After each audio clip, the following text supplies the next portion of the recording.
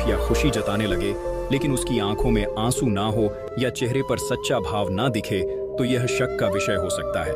सच्ची भावनाएं भीतर से आती हैं, उनके लिए ज्यादा कोशिश करने की जरूरत नहीं होती, लेकिन झूठ बोलते समय व्यक्ति सोचकर भाव बनाता है। इसीलिए उसकी आवाज, चेहरे के हाव भाव और आंखों की चमक में फर्क नजर आता है। उदाहरण के तौर पर अगर कोई दोस्त कहे कि वह आपकी मदद से बहुत खुश है लेकिन उसके चेहरे पर खुशी नहीं दिखती या वह बार बार मुस्कुराने की कोशिश कर रहा है तो समझिए कुछ गड़बड़ है।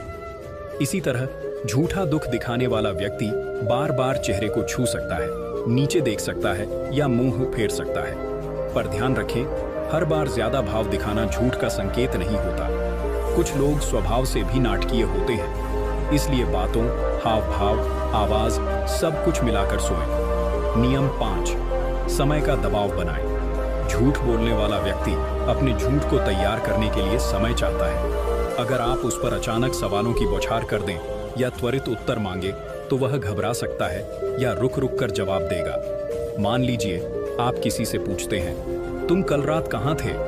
और वह बिना तुरंत जवाब दिए सोचने लगता है या इधर उधर देखने लगता है, तो इसका मतलब है कि वह मन में जवाब गढ़ रहा है। जबकि जो सच बोलता है वह बिना रुके साफ जवाब देता है। इसलिए जब भी आपको किसी पर शक हो, अचानक सवाल करें और तुरंत जवाब मांगें। इससे झूठ बोलने वाले के मन में घबराहट बढ़ेगी और उसके चेहरे व शरीर के हाव भाव बदल जाएंगे। पर सावधानी रखें, कभी कभी इंसान सच बोलते हुए भी सोचने में समय लेता है, जैसे कि अगर सवाल पुराना हो या व्यक्ति थका हुआ हो। इसलिए केवल इस आधार पर निष्कर्ष ना निकालें, बाकी नियमों को भी साथ में देखें। नियम से अतिरिक्त जानकारी पर गौर करें। झूठ बोलने वाला व्यक्ति अपनी बात को विश्वास दिलाने के लिए बहुत सारी अनावश्यक जानकारी भी देता है। वह छोटी छोटी बातें बताने लगता है जो असल सवाल से जुड़ी नहीं होती। उदाहरण के लिए अगर आप किसी से पूछें, तुम कल कहाँ थे? और वह बोले, मैं मार्केट गया था, वहां एक लाल गाड़ी दिखी, फिर अचानक बारिश भी आ गई, तभी मुझे दोस्त मिला, तो यह जरूरत से ज्यादा विस्तार है। सच बोलने वाला सीधा जवाब देगा, मार्केट गया था। बस यह झूठा व्यक्ति अपनी बात में इतना लच्छेदार मसाला भर देता है कि सुनने वाला उलझ जाए और असली सवाल भूल जाए। यह भी झूठ का संकेत हो सकता है, लेकिन सावधानी यहां भी जरूरी है।